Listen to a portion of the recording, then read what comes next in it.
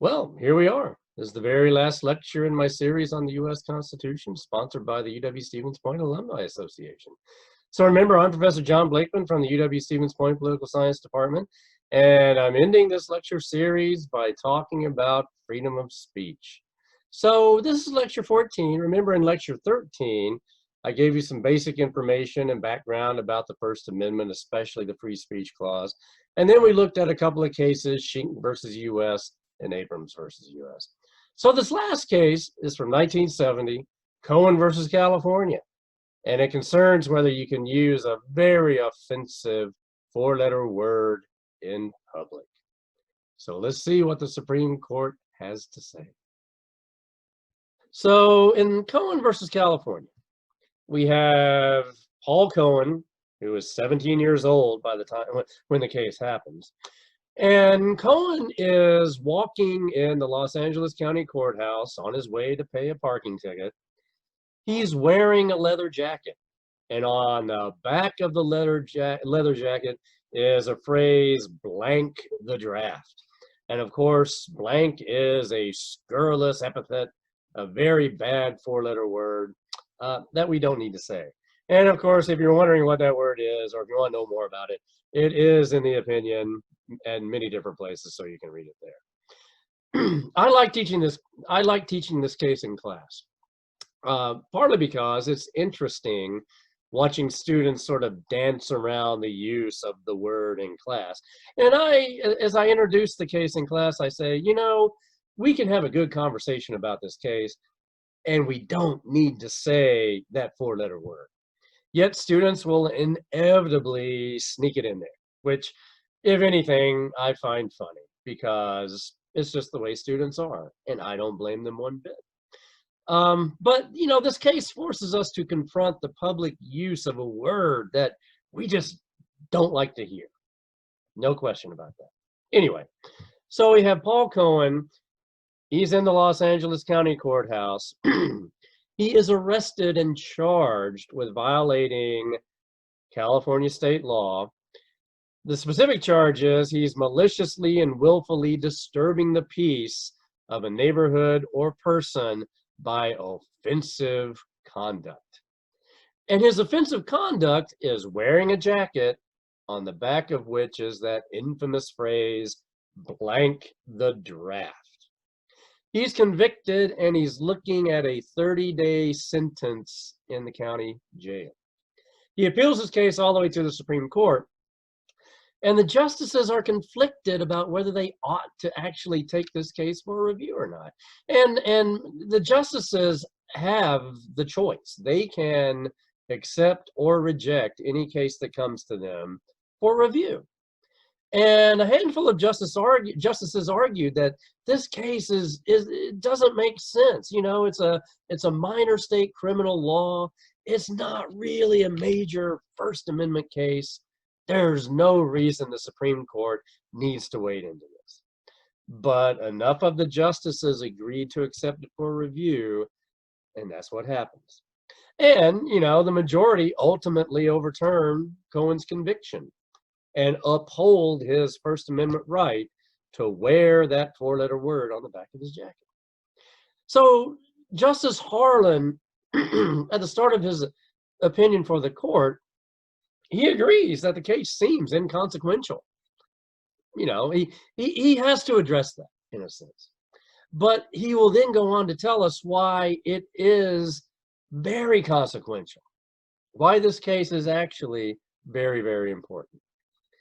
Okay, you know, Justice Harlan gives us a brief recitation of the facts, and he says that the defendant was arrested for wearing the jacket with the four-letter word on it, and the defendant used the jacket as a means for informing the public of the depth of his feelings against the Vietnam War and the draft. Now, you know, we might disagree with Cohen here. We can certainly disagree with his disagreement on the draft. Nothing wrong with that. We can disagree about the means that he's expressing himself. That's fine too. We can reasonably argue over that, no question. But we do have to focus on whether the First Amendment applies here. And I think what Justice Harlan is ultimately doing throughout this opinion is he is focusing our attention on the expressive nature of Cohen's jacket. He's focusing our attention on the message, and he's narrowing, in a sense, the opinion to the words, the speech, the expression that Cohen used. Harlan points out that the defendant, and here Justice Harlan is quoting the trial transcript as it's come up, defendant did not engage in nor threaten other people. And no one else threatened him either. The defendant did not make any loud or unusual noises, nor is there any evidence that he uttered any sound prior to his arrest. So in a sense, Cohen's not doing anything. He's not saying anything. He's not confronting people. He's just wearing a jacket with a silent message on the back of it, albeit a message that we might disagree with, and certainly we will disagree with the way the message is expressed. So Harlan then narrows the issue down for us, okay? He says, the conviction rests upon the asserted offensiveness of the words that Cohen used.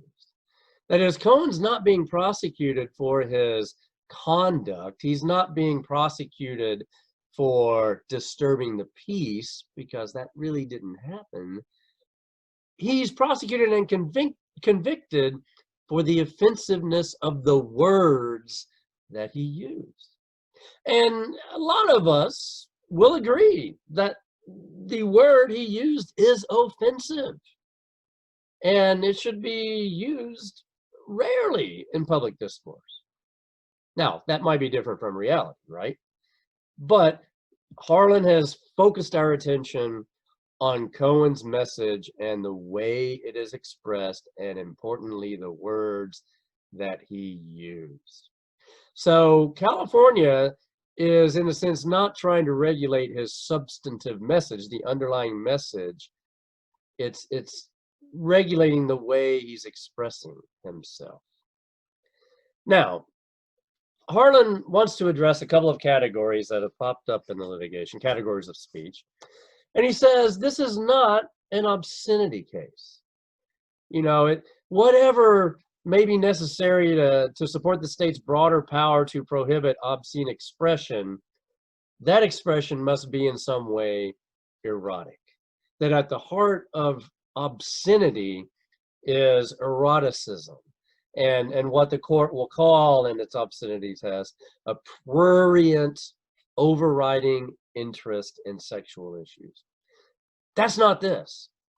Cohen's phrase on the back of his jacket is not erotic, so therefore it cannot be regulated as obscenity.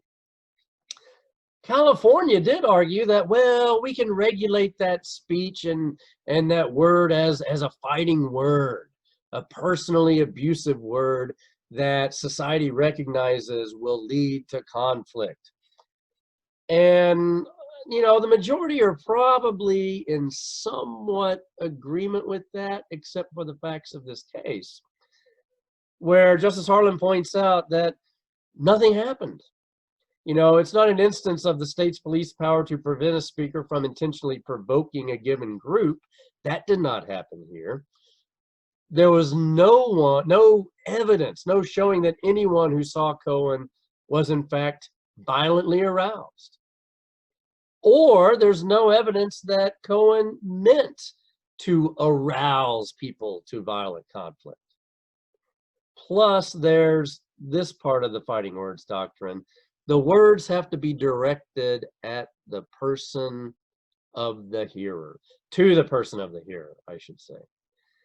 And that's not what's going on in this case. Cohen's phrase is directed at anyone, everyone, and no one, if you want to think about it like that. He's not communicating to one single person. He's not directing his offensive speech to one single person. He's directing it to everybody. He's directing it to the public at large. So the fighting words doctrine doesn't apply there either. But California says, okay, but you still can't use these kinds of words in public because they are thrust upon unwilling and unsuspecting viewers. When people, as California would have it, when people come out into public, they should not be bombarded with offensive speech, with four-letter words that they find offensive. They should not be bombarded with messages that are displayed in those terms. And the majority, Justice Harlan writes, that we are often captives outside of the sanctuary of our home. And once we step foot out of our home and we enter a public space, we might be subject to objectionable speech. And you cannot allow the government to regulate speech because people find it objectionable once they enter the public arena. And Harlan points out that those in the Los Angeles courthouse could effectively avoid further bombardment of their sensibilities by looking away. Look the other way. You find Cohen's message offensive? Look the other way. When you enter the public area, public arena, the public domain, you step foot out of your home, as Harlan writes, you are subject to objectionable speech. And there's not necessarily a whole lot the government can do about it. So finally, Harlan says the issue is this. It is whether California can excise, cut out, as offensive conduct, one particular scurrilous epithet from the public discourse, either upon the theory that its use is inherently likely to cause violence, or upon a more general assertion that the government can act as a guardian of public morality. Harlan says that's the issue. Can a state, can the government in general determine a word is offensive and therefore excise it from public, cut it out of our public discourse? And Harlan returns to one of his original points, is we don't see any evidence that people rose up to harm Cohen, to violently, physically assault him.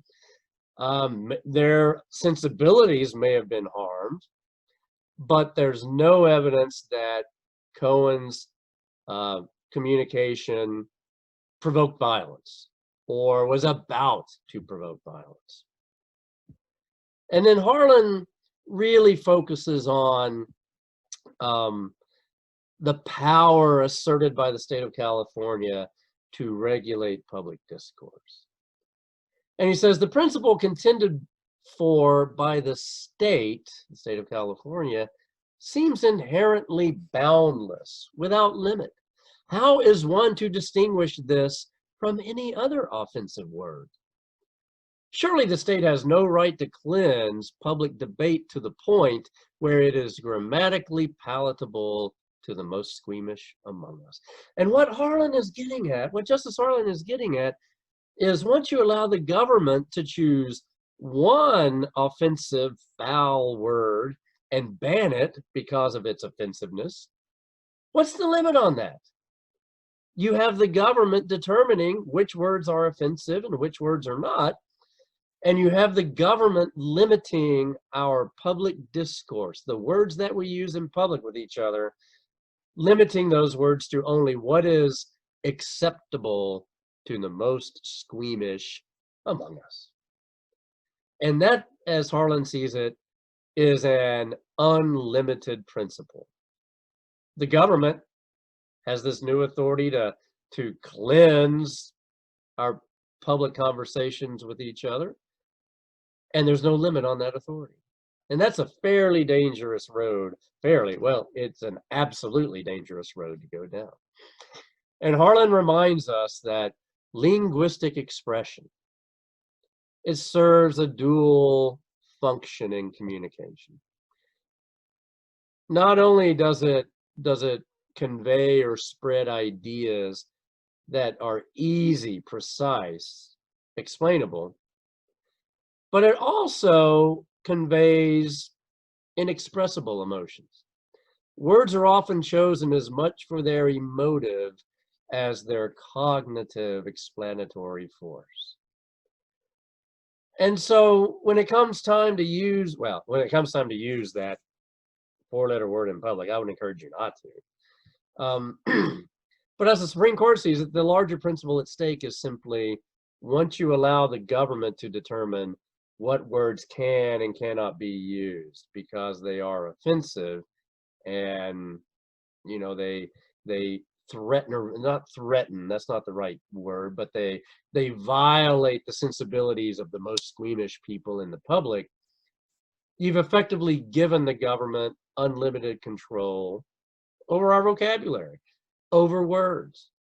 And by doing that, you severely hamper linguistic expression. You allow the government to interfere with the methods by which we communicate with each other.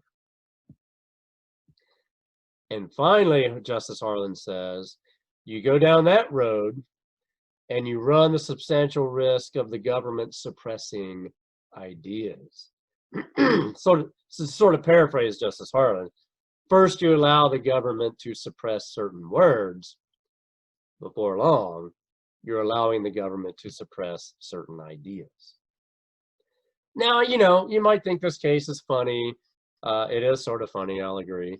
You might think it's a big waste of time, and that's fair.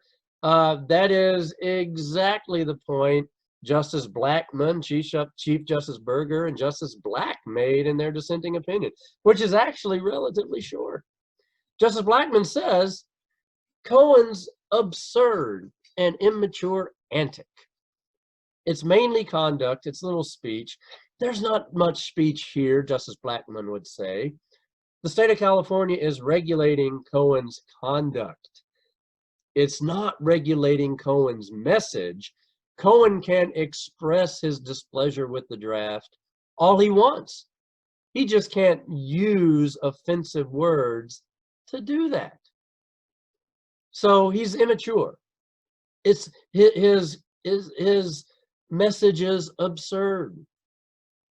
He's mainly being punished for his conduct, not his speech. And, I bet a lot of the American public sort of viewed it that way too. Okay, so a couple of things to take away from Cohen versus California. There actually isn't a clear test that comes out of this case, unlike Schenck versus U.S. with a clear and present danger test. But what the court does make clear is the government does not generally have the authority to ban words from our public discourse and public conversations with each other. To think about it in Oliver Wendell Holmes terms, the government does not have the power to ban words from the free marketplace of ideas. That the government cannot ban certain words because people in public are squeamish about hearing those words. If we allow the government to ban those words, we allow the government to say what words are offensive and therefore off limits, what words are not offensive and therefore can be used. And that's a unpredictable standard in a sense, as Justice Harlan would put it. There are no limits on that. Plus, if we go down that road, we are allowing the government to regulate the means of communication we have with each other. And it's a short step to allowing the government to suppress ideas. But we're still left with this lingering thought that Cohen is just being provocative, that he can say his message in other ways, in ways that won't offend people. Well, I'll leave you all to worry about that. Now, let me give you some follow-up on this case, though, okay? So, after Cohen versus California, there are some cases that the Supreme Court takes that deal with this very issue. One is a case concerning George Carlin, what's called the 7 Dirty Words case, or the official title is FCC versus Pacifica from 1978. FCC is Federal Communications Commission. And the FCC is an old federal agency it has the main government responsibility of regulating the broadcast airwaves. So broadcast television, ABC, NBC, CBS affiliates, Fox affiliates, the local stations especially, but also the national broadcasters, and FM and AM radio stations too. They are all licensed by the FCC. And of course, one of the main reasons for licensing broadcasters is so that the airwaves, which are finite, are shared among many different commercial outlets. And the airwaves, or I should say, radio stations, radio broadcasters, and television broadcasters don't conflict with each other. They don't try and broadcast on the same frequency, for example. So the FCC's main job is licensing broadcasters.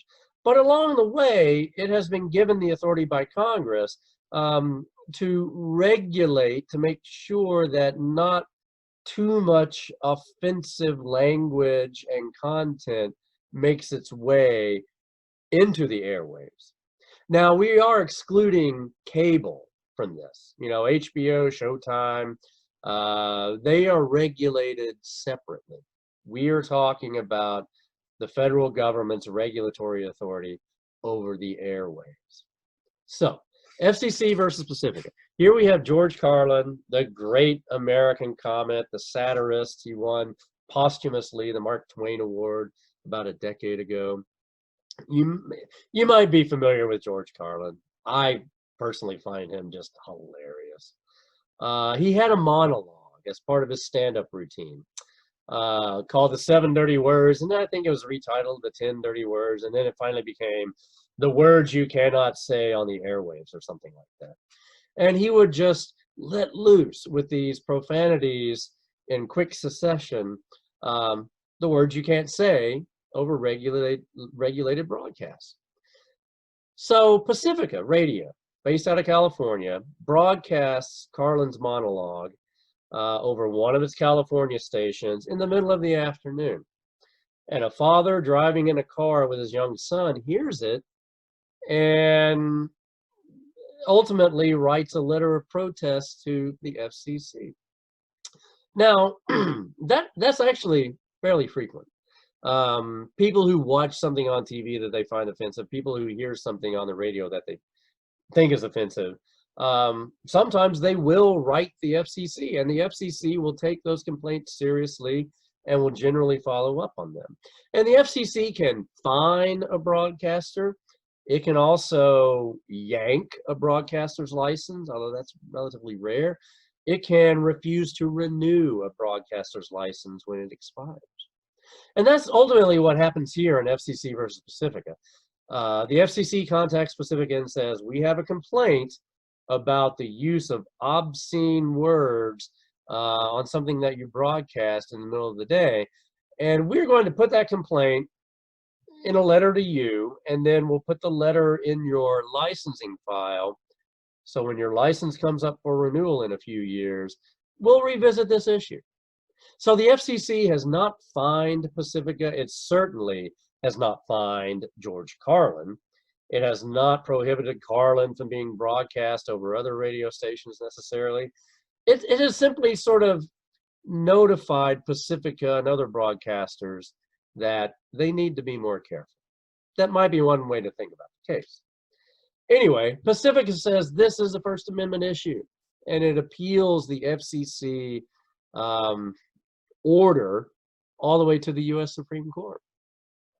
Now, the Supreme Court says that these words that Carlin uses ordinarily lack literary, political, and scientific value. That society doesn't really value the words that Carlin has used. Now, society might value those words in the context of Carlin's monologue, which is meant to be ironic and satirical.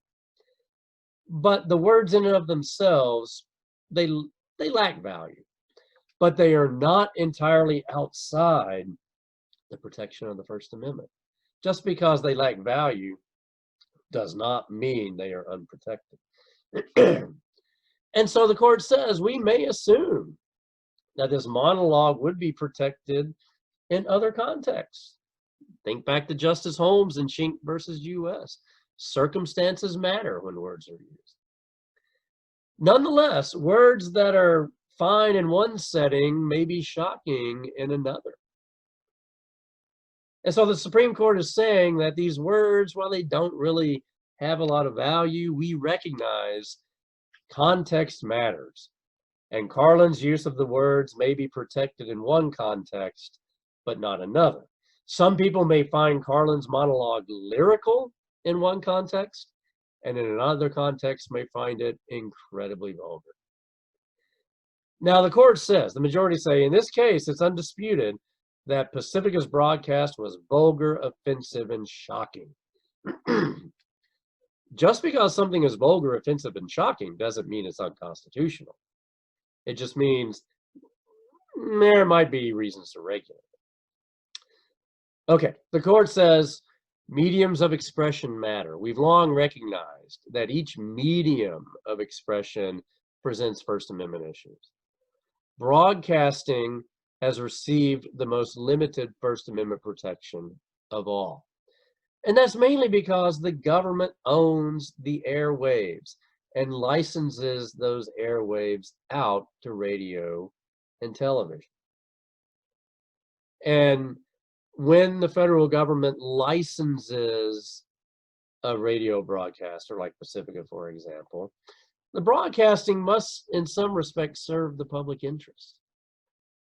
Okay, so what the court's doing is it's pointing out the unique regulatory issues of broadcasting. And the court also points out that the broadcast media has a uniquely pervasive presence in all of our lives. Indecent material over the airwaves confronts the citizen not only in public, but also in the privacy of our home. And in the privacy of our home, the individual's right to be left alone outweighs the First Amendment's right of the broadcaster. And people don't have to be constantly tuning in and out, searching for prior warnings about the content that they're about to hear. That doesn't necessarily work. But it's the privacy of the home, and we could extend this to the car in this case. It's the privacy that matters.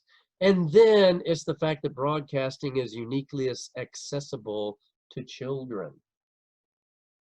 And although Cohen's written message, Cohen v. California, Paul Cohen's written message might have been incomprehensible to a first grader, and I would hope so. Pacifica's broadcast in the middle of the day could have enlarged a child's vocabulary in an instant. And, as a parent, and for all you parents out there, you know how that works. It's true. And so what the court's building up to is the FCC does have the authority to regulate the use of offensive words, like the word that Paul Cohen used. Context matters. When that word is used on the airwaves matters.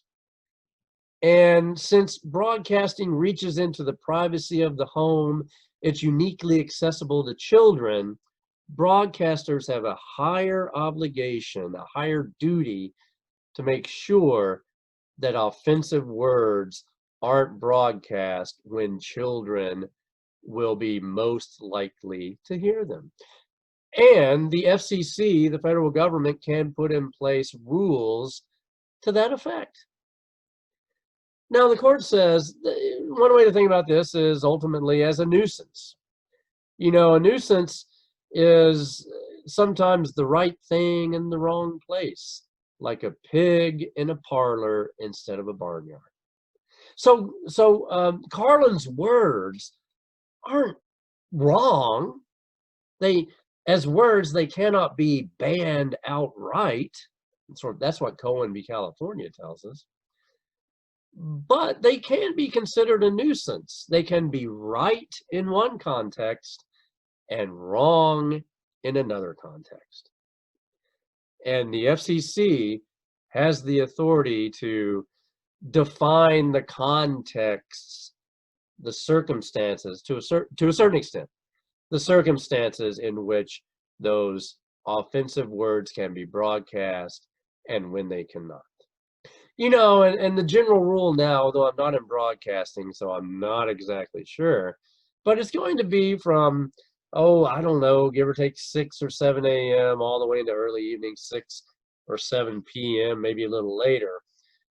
That big time frame when children might be most likely to hear George Carlin's monologue. And it's during that time frame that broadcasters have to be very, very wary about broadcasting the Carlin monologue or anything similar to it. Okay, one final case here. FCC versus Fox Television 2009, where we get the famous or infamous fleeting expletives rule. And here, the issue is similar. We have Fox Television, other broadcasters too, like CBS, who broadcast the Golden Globe Awards, the MTV Music Awards. Actually, that's on MTV, I guess. The Oscars, and the Billboard Music Awards. That's the one I was trying to think of. And it's always the case that you have a very excited musical star like Bono from U2 or Cher, or a few others who, when they receive an award, they run up onto the podium, they grab the microphone, and they let loose with a lot of happy expletives. Like Bono, for example, using the F word to exclaim how awesome it was to win a Billboard Music Award. Now, the FCC, over the course of about 10 years, from the late 90s into the mid 2000s, got excuse me, a lot of complaints from parents about these expletives being broadcast and reaching their children. And so the FCC came up with what's called its fleeting expletives rule, that broadcasters have to take extra steps to make sure that offensive words aren't broadcast even fleetingly, so as to give conscientious parents a relatively safe haven for their children. Now, Fox and a couple of other broadcasters sued, claiming that the fleeting expletives rule was unconstitutional. But just like with the George Carlin monologue case, the Supreme Court determined that the FCC had the authority, under the statutes that set it up, passed by Congress, it had the authority to regulate foul and offensive language over the airwaves. And the regulatory authority was justified in large part because of parents needing to protect their children. I mean, there's more to it than that, of course.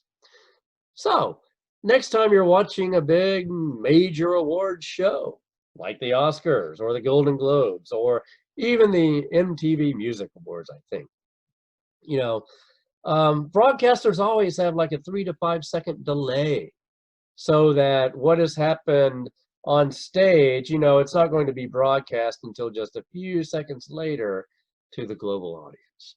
And that's because of the fleeting expletives rule. That 3 to 5 second delay allows the broadcaster to bleep out the words that Bono uses. Sadly, he's a wonderful musician.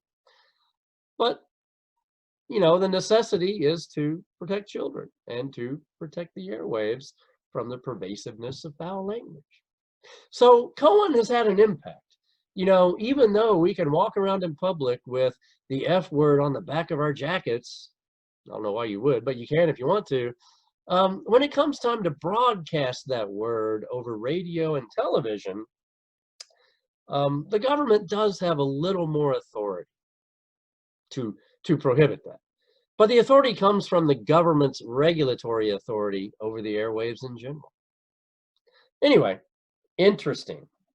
So there are a lot more First Amendment free speech cases we could go over, a couple of hundred, frankly.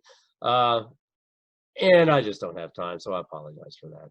But I hope you enjoyed all of this stuff, and I want to thank you for sitting in and listening to some or all of my lectures on constitutional law. I hope you found it interesting. I hope you learned something. I definitely feel free to contact me by email. I don't have it, otherwise I could have shared. But you can find. You can find my email on the UWSP Political Science website. And so if you have any questions about this material, if you would like me to send you more cases to read or suggest more cases to read, I will be glad to do that. So email me, get in touch. And again, I want to thank you for sitting through all this stuff. And I actually enjoyed putting these lectures together. I really, really did. And I'd like to thank the UWSP Alumni Foundation and their Alumni College Experience for making this possible. All right. Well, thank you again.